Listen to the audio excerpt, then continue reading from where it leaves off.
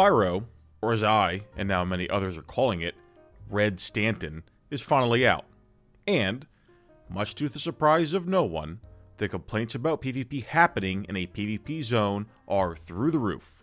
Now, despite this sarcastic intro, I'm not here to make fun of Carebears or Space Dads throughout this video. Quite the opposite, actually. I believe the situation in Pyro is a serious issue, but the real question that no one else seems to be asking is, why?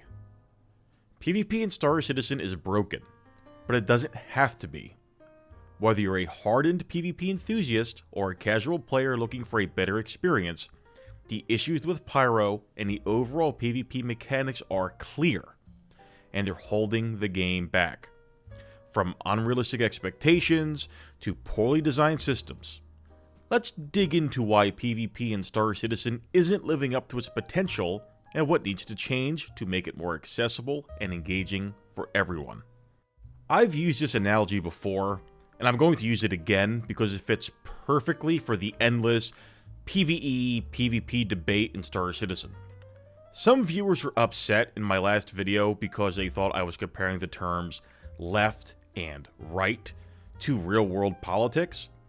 To avoid that confusion, I think I can explain the Horseshoes theory in a way that's more digestible for Star Citizen. On the far left, we have the PvE-only players.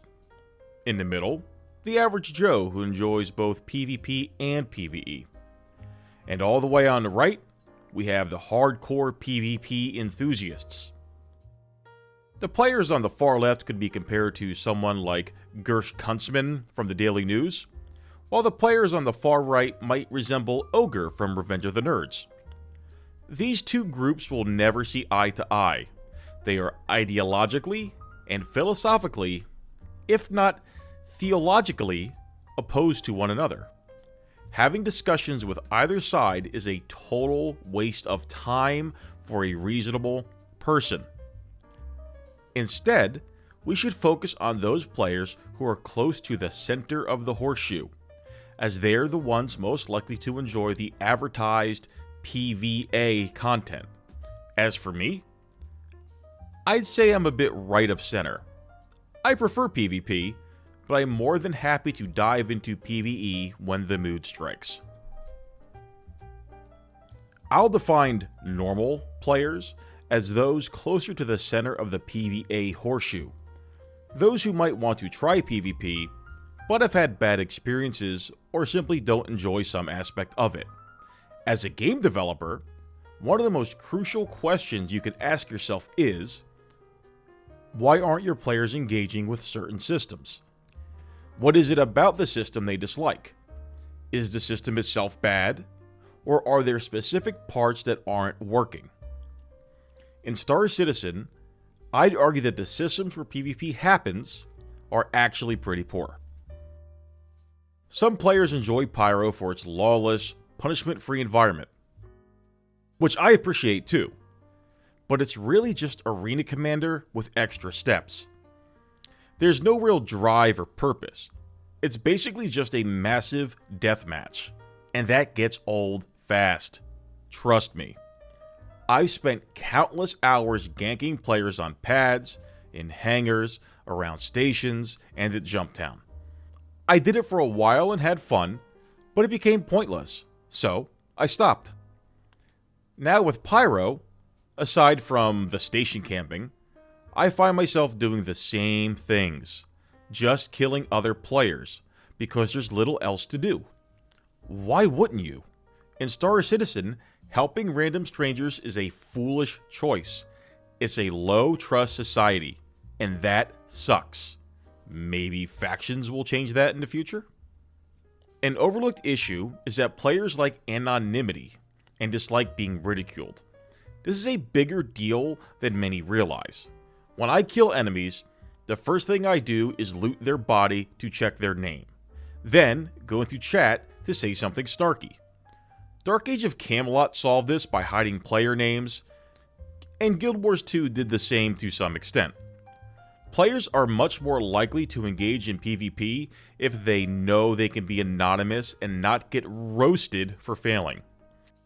Before any PvP fans scoff at this idea, let me remind you that all of you have ults for Arena Commander. I have one too. Why? To avoid being called out, to relax, and to protect our fragile egos.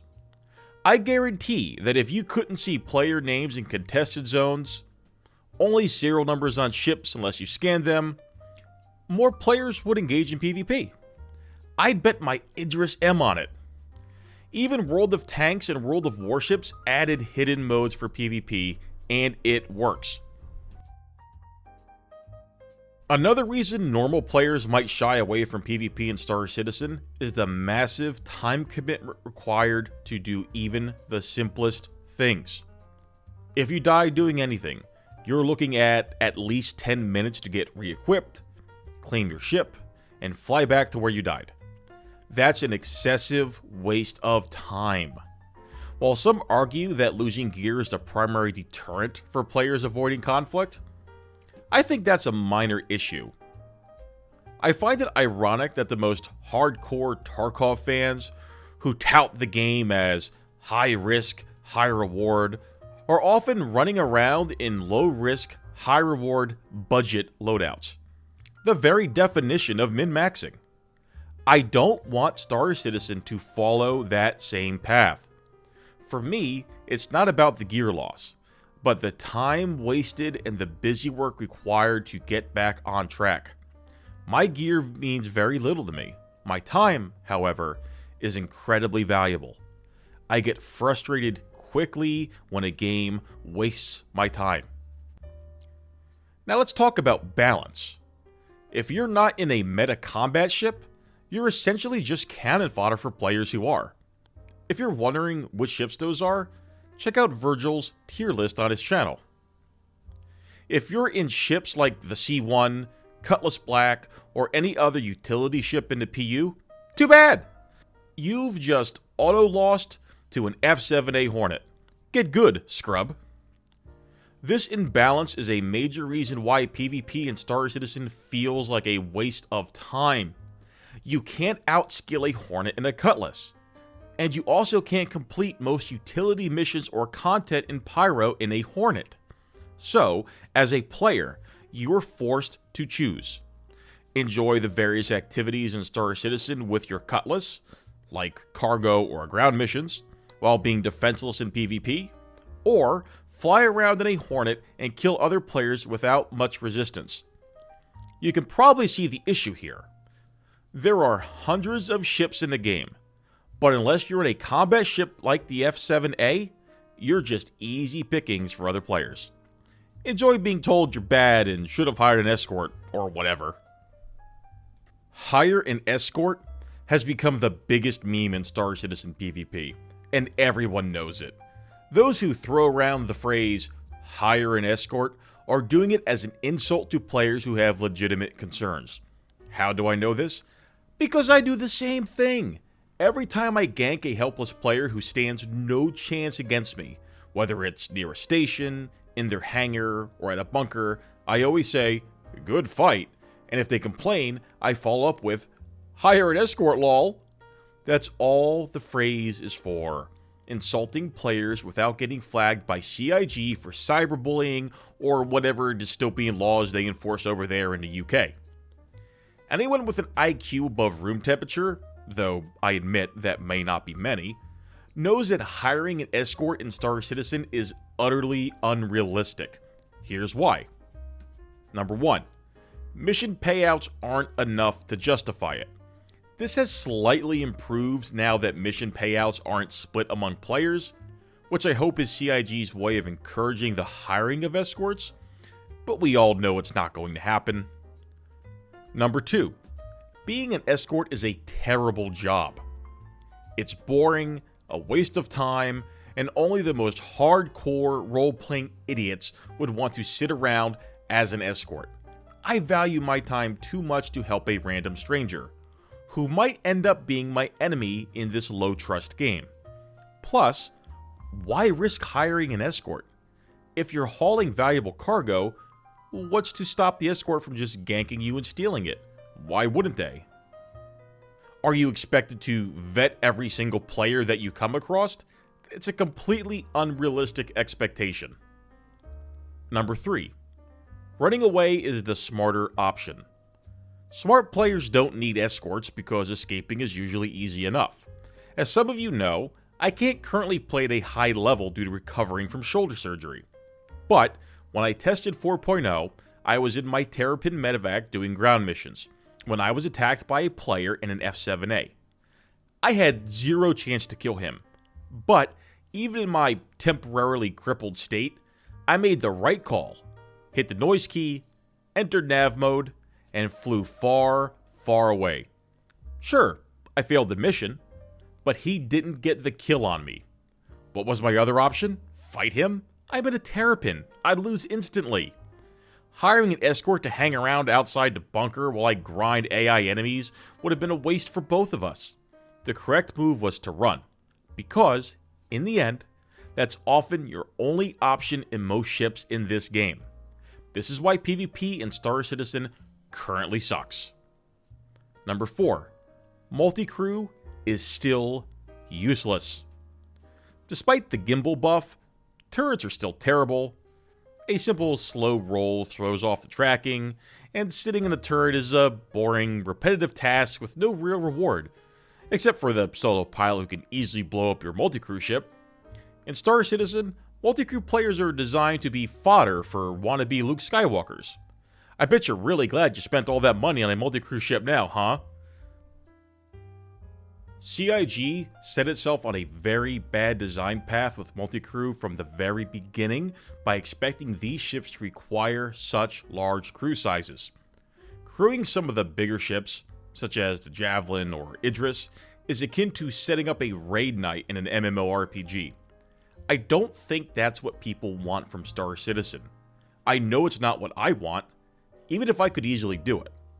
A better design would have been a simpler pilot, engineer, gunner system requiring no more than 3 players, leaving the rest to AI or some other form of automation, but I digress. Here we are now, and we must make the most of it. I would hazard a guess that a not so insignificant portion of the player base who purchased these ships did so under the pretense of NPC crews, AI blades, or more reasonable crew standards. By placing such a high social demand on players who cannot or will not wrangle real players who perform mundane tasks, you have restricted them to flying solo ships. Ships that are the complete and total opposite of the larger ships they've purchased. Do you have any idea why people would rather fly a larger ship than a smaller one? I'm sure you do. You're smart. Not patronizing, by the way. But let me outline my reasons. Larger ships are easier to fly than solo ships. Less skill intensive. Larger ships are safer. Larger ships are cooler. That's a very simple breakdown, but I think it covers the most common reasons. Now, what CG has done is effectively say, hey, those 3 reasons aren't good enough. So you'd better get good and learn to fly a solo ship or sit around trying to find a group to crew your big ship. That just isn't going to happen. Not on a scale big enough to justify this approach. It's why MMO games now have group finders and other features to streamline the process. But let's say they add a group finder. Cool, great. How do you trust the group you assemble? Do you vet every single person you let on your ship? Interview them and look them up? What sort of extra work do ship owners need to do to ensure they have a crew that won't kill them on board? This ties into the game being a factionless, low-trust environment where, when things matter, people will kill you and steal your stuff. No amount of punishment is going to stop a player who owns an Aurora from pretending to be a willing crew member just to get the chance to kill you and take your Polaris. Multicrew has been handled poorly from the very beginning, and only now is it beginning to show in complaints.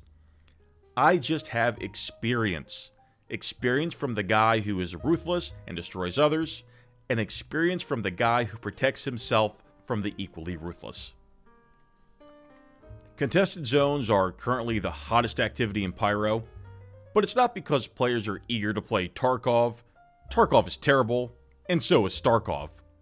What makes contested zones so popular and fun is their simplicity. If you die, you just respawn and dive right back in. While the re-gearing process is a hassle, mainly because we don't have loadouts, if we did, contested zones would improve dramatically. Personally, there's not a single item in the contested zones that I want or need. I don't care about skins, weapons, attachments, or even ships. I already own nearly every ship in Star Citizen. But what I love is how I can jump in, get involved, and find a fight with purpose. Will this popularity last forever? Probably not, since it's a pretty shallow deathmatch experience.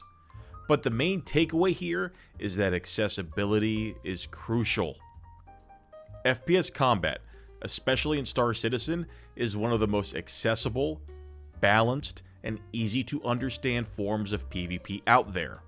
It's no surprise that both contested zones and, before that, Star Marine team modes were the most popular PvP content for the average player base. Whether the death penalty is genuinely harsh or merely perceived to be harsh, players will inevitably shy away from participating in dangerous PvP content. No amount of rewards will entice a significant number of players to willingly venture into a high-risk area when they have a lot on the line. Even the most hardcore PvP players will opt for the path of least resistance if given the option. Let's take New World, for example. It featured a PvP toggle.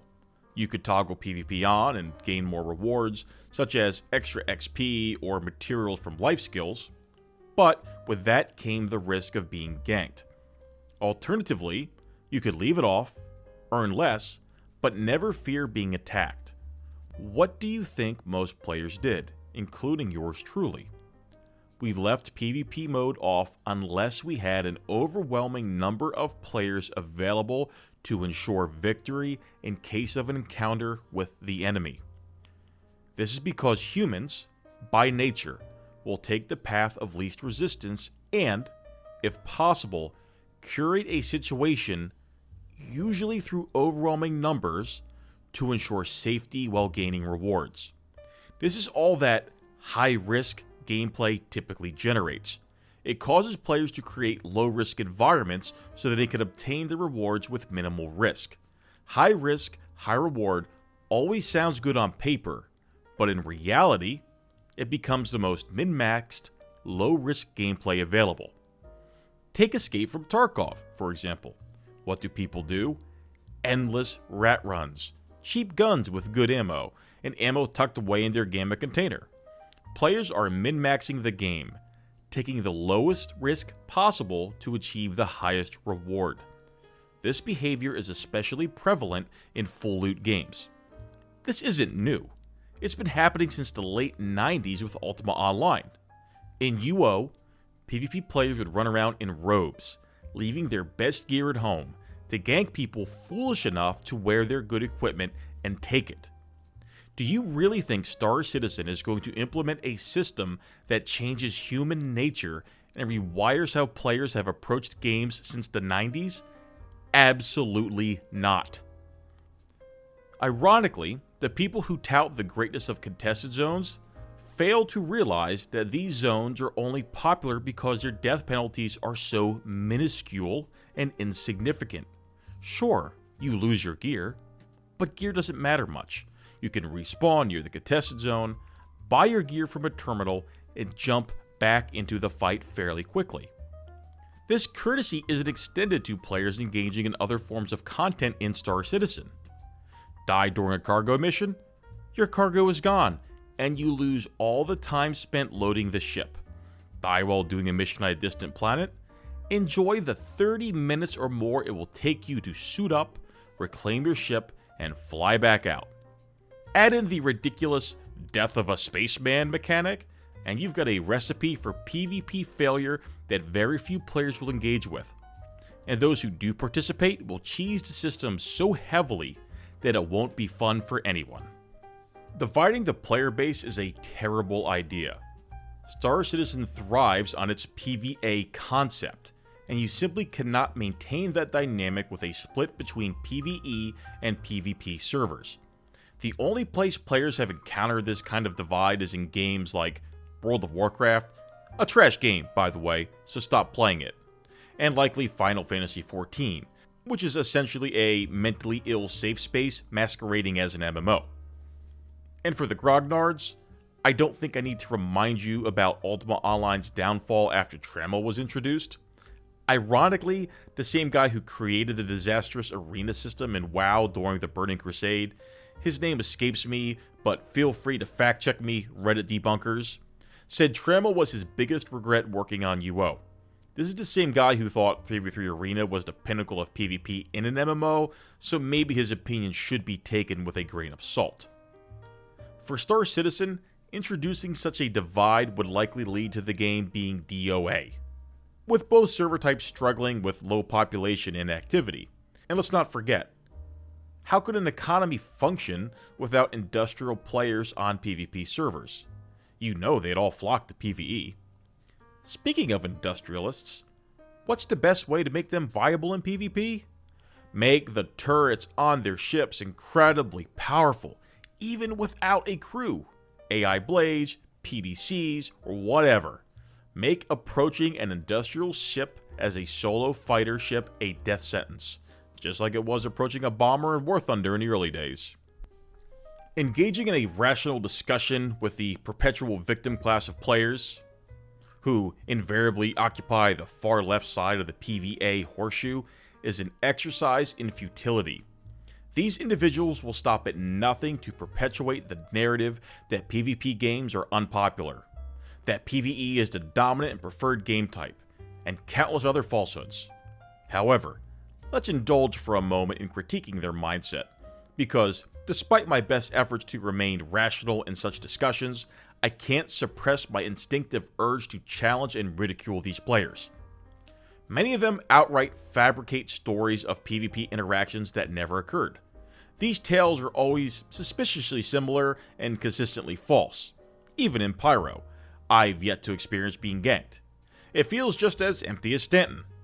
I genuinely like to know where these players are supposedly venturing that they're being annihilated on a constant basis.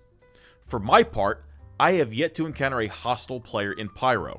Granted, I fly a stealth ship to remain unseen, but perhaps that itself highlights an issue with the game's PvP mechanics. Now, let's pivot to some objective analysis.